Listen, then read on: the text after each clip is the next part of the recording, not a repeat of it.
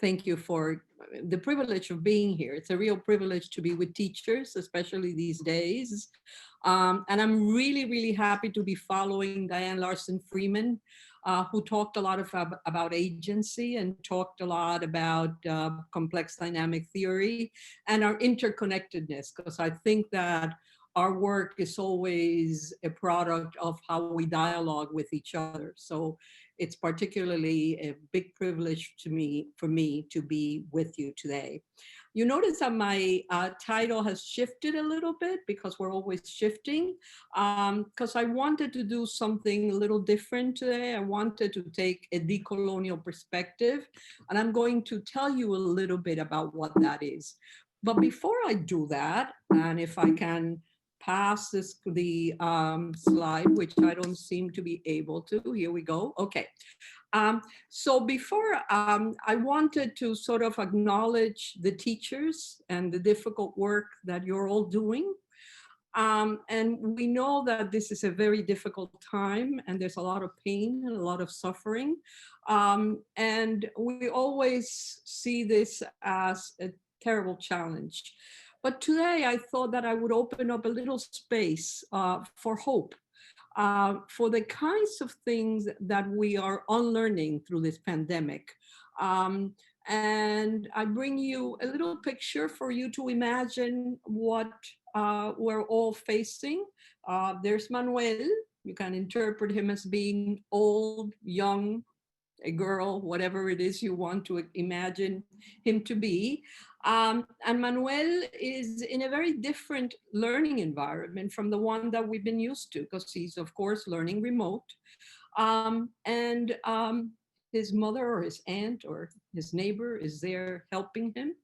And the helper is someone who really doesn't speak English, because it turns out that Manuel is an emergent bilingual. And the teacher is in the computer somehow.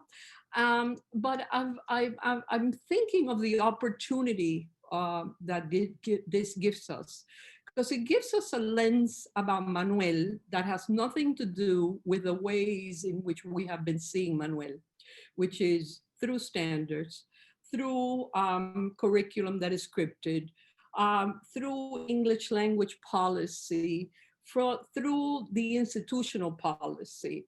It's really giving us an opportunity for the first time as teachers to see a Manuel from the inside out, to see him working with all his resources, with a cat and the plants and the dictionaries and the Google Translate, and the mother who is, of course, working through Spanish as he works through text in English.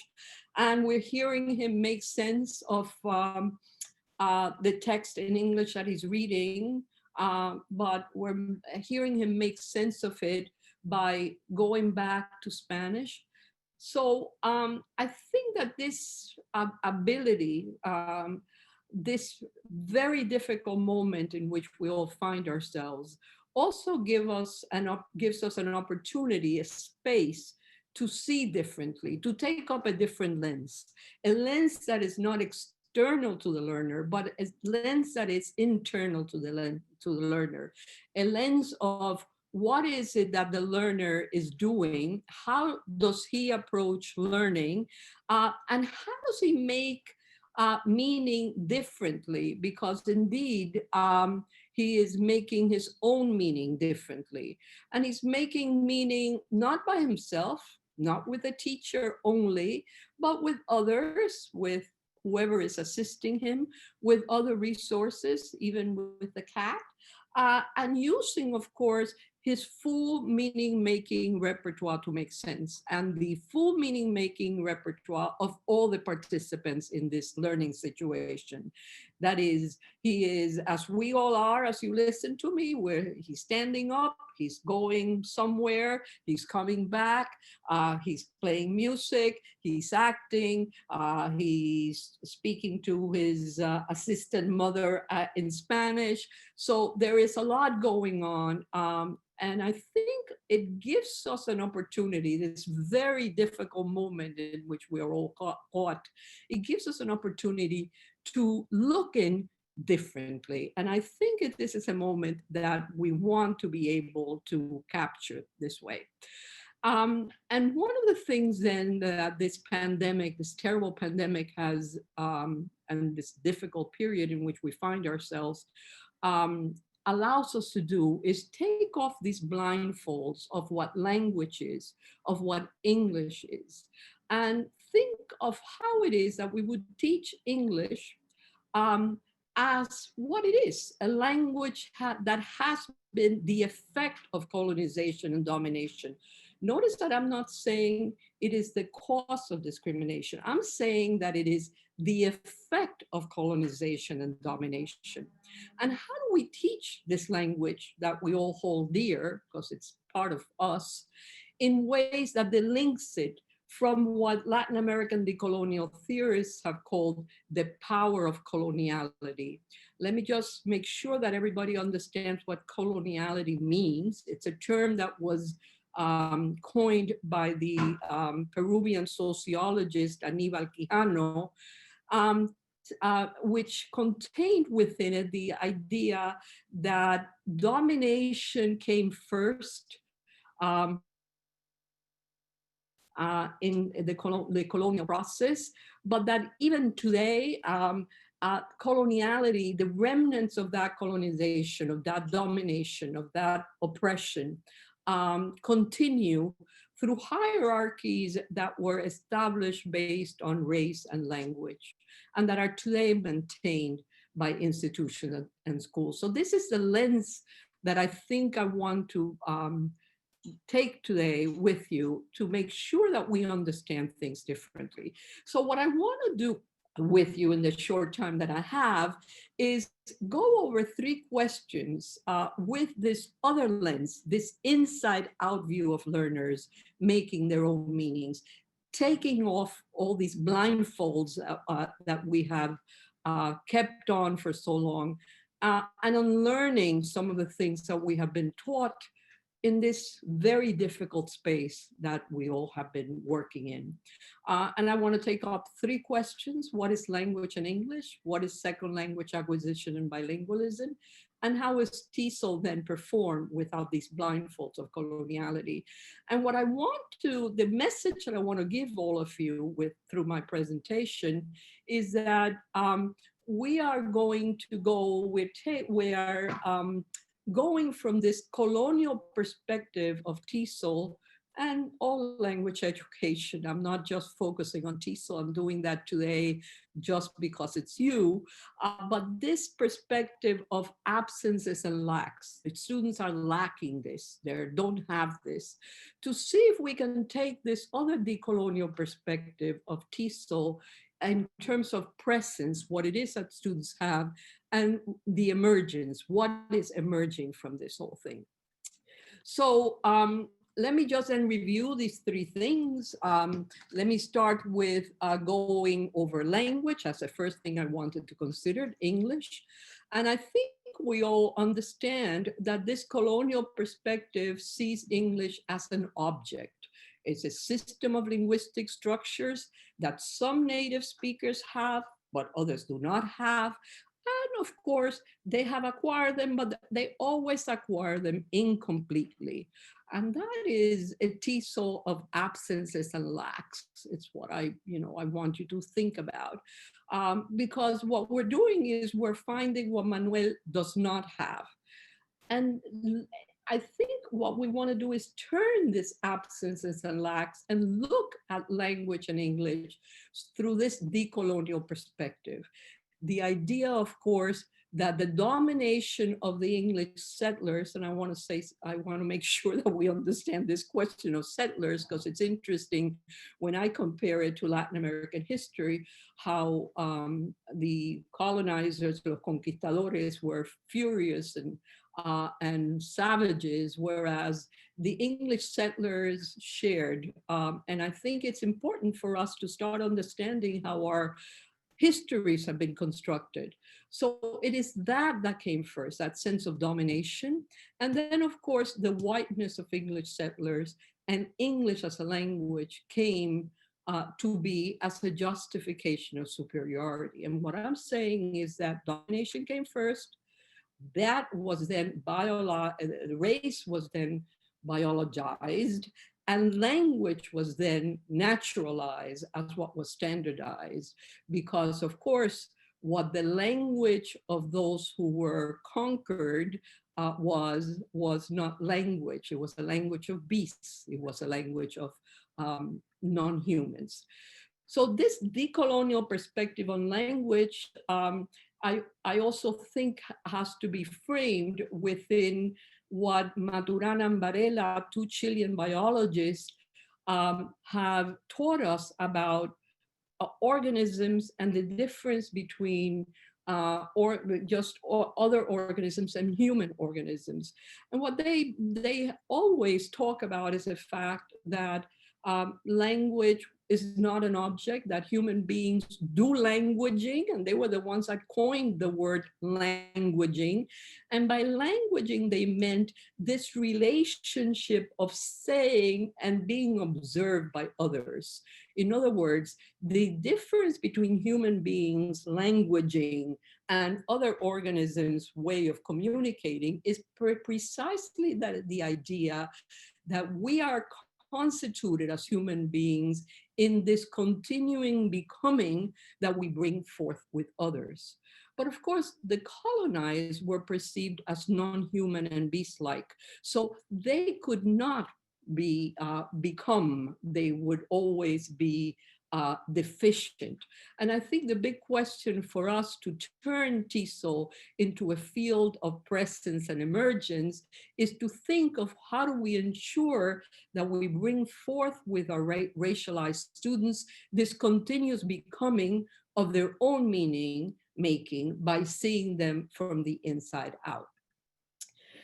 I then summarize this idea that the language through this TESOL of presence and emergency, through this lens, we would see Manuel languaging with his own emergent network of meanings, with listening subjects that engage in his becoming. And that's what makes the difference.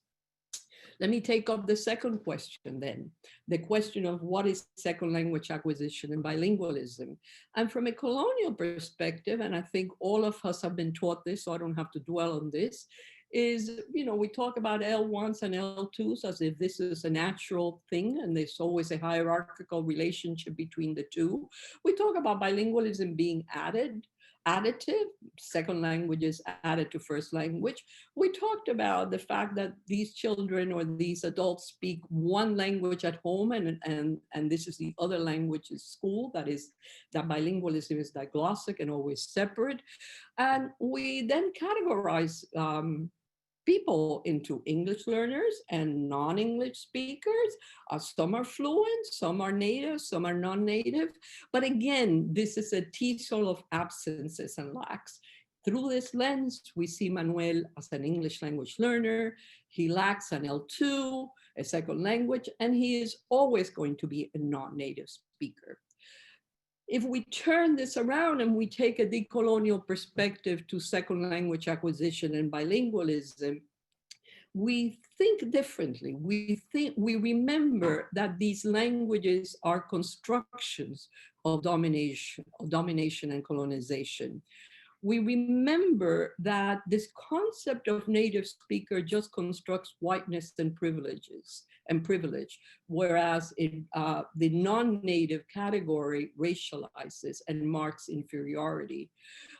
We remember that bilinguals do not have first languages and second languages, but they do language. Notice the difference between having something and doing it, right? So they do language with a full repertoire, whatever repertoire they have, which is a network of meanings that is always emerging, right?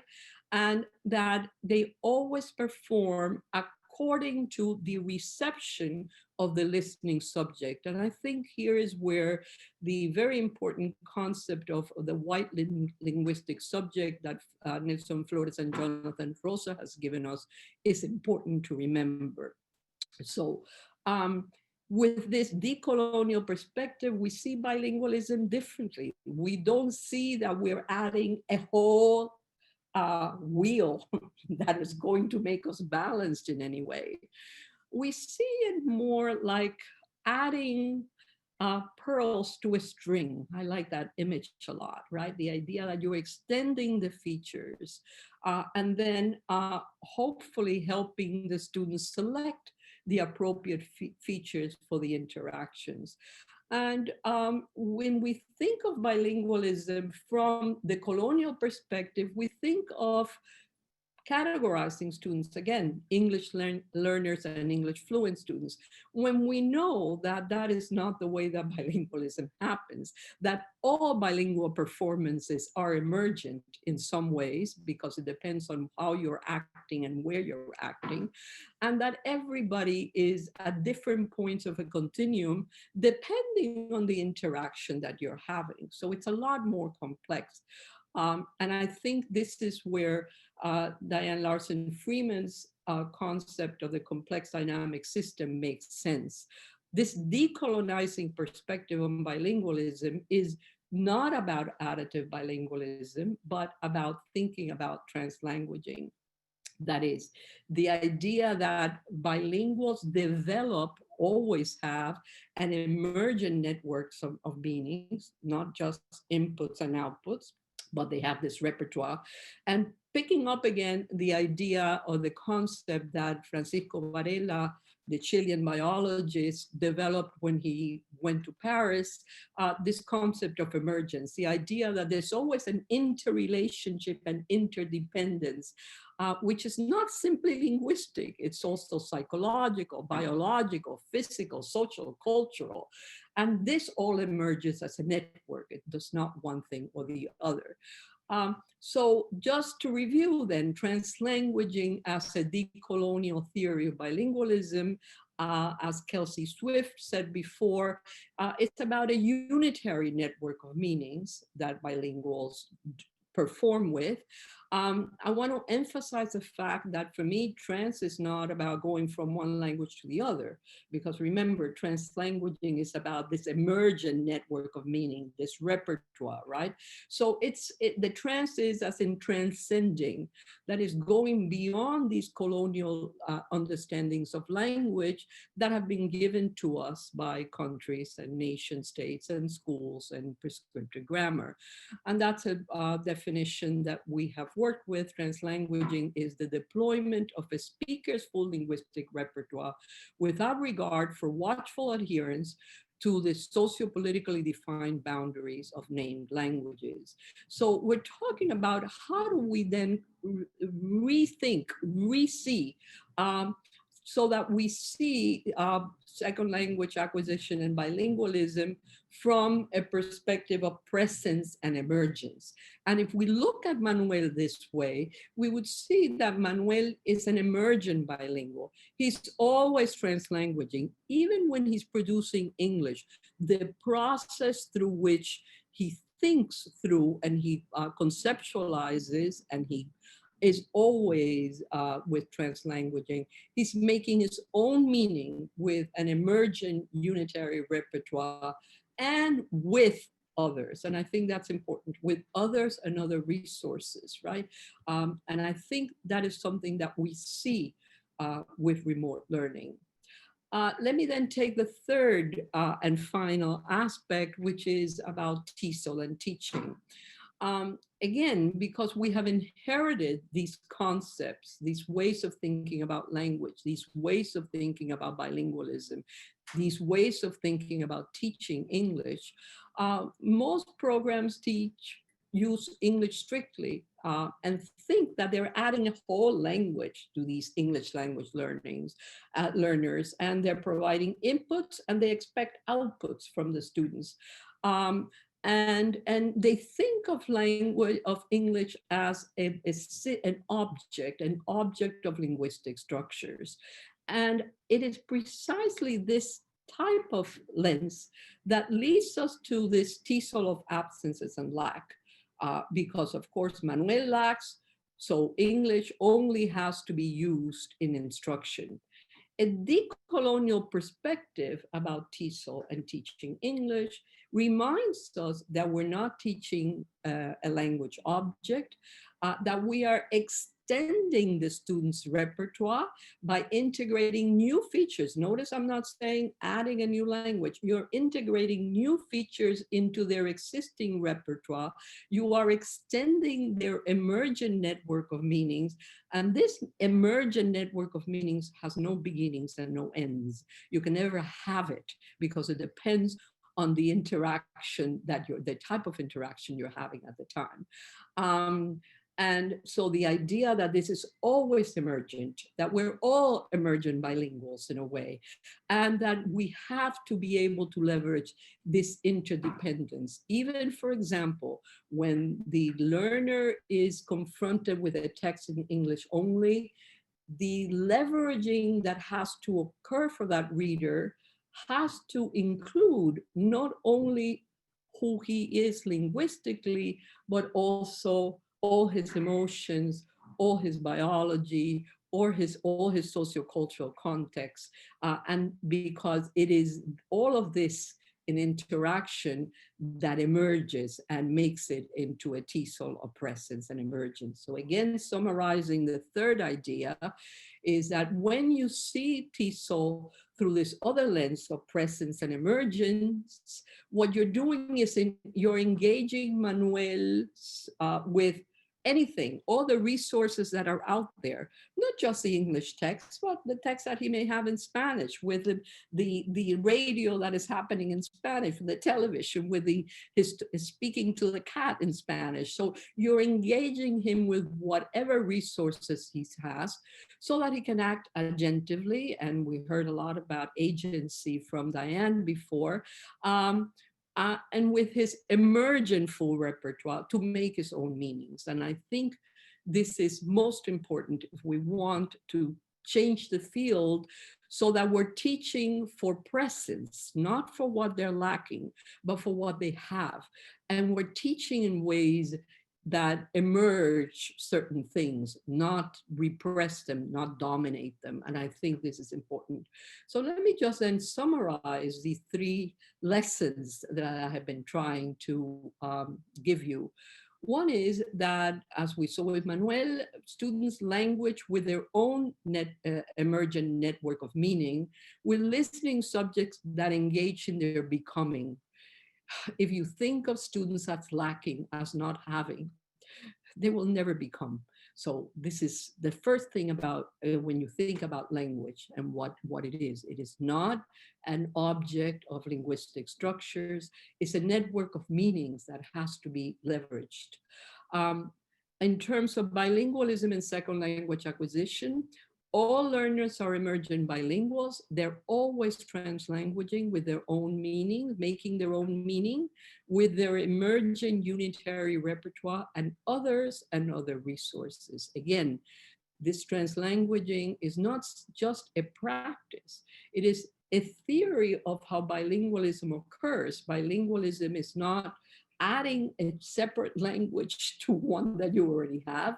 It is extending your repertoire, adding more pearls to that string so that you can do more things and be more flexible with it. And the third thing is that TESOL teachers have to position learners so as to engage with material, ideas, people, so that they can act agentively. And again, I want to caution you, as Diane did before, that agency and structural constraints are always related, but we have it as teachers in our power to make sure that we can support students in acting agentively with their emergent full repertoire to make their own meaning. And sometimes that meaning is not ours, but the only way one learns, the only way one extends a repertoire is if you're doing it with your own meaning. So what does this mean for TESOL? I have 3 bullet points today, which I think are important. That is, we have to teach from the inside out. Who are the students? What is it that they have? I think that, I've heard people who are from Costa Rica on this program. I think we have to teach the difficult histories of the role of English in the students' domination. I think you have to have a critical component to your English language teaching program. People have to understand the role that the not only English, but Spanish also, and all the other languages that are part of nation state controls for domination. What is the role that they've had? But specifically, since I'm talking to a TESOL audience today, I think it's very important for students to own and to understand that history. And then thirdly, I think you want to teach students not to resist. You don't teach them the difficult history for them to resist. You teach them because they have to re-exist as agentive beings. And I think that this is something we can do if instead of looking at the absences, we look at the presence. And then just to bring it all together. I think we have a lot of unlearnings to do in TESOL, bilingualism, language education for minoritized students. But I think we have an opportunity with this terrible time that we're living in to make sure that our TESOL is one of presence and emergence. And I think there are two views, two lenses that I think are important to hold on to. One is a lens given to us by Boaventura de Sousa Santos, the decolonial philosopher from Portugal, who talks about the epistemologies of the South. And he, of course, is not talking about geographical South. He's talking about those who have suffered the indignities of colonization.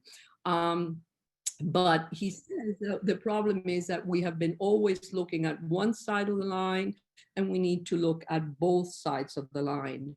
But the side of the line of the dominant institutions and people, I think, as others of you have said, we have to balance that. But I think we have to also look at those who have suffered most the effects of colonization and global capitalism.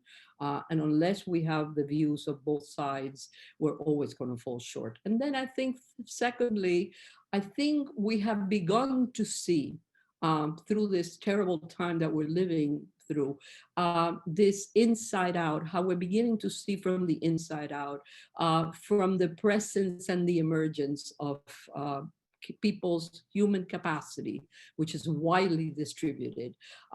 So not from the institutions and not from the schools that have defined language and bilingualism and bilingual students only through their absences and lacks, and according to the meanings that have served to dominate and oppress. So even though we're living in very difficult times, I think this is an opportunity to act and to see differently. And I hope to answer some of your questions at the next session that starts at 12:30. Thank you.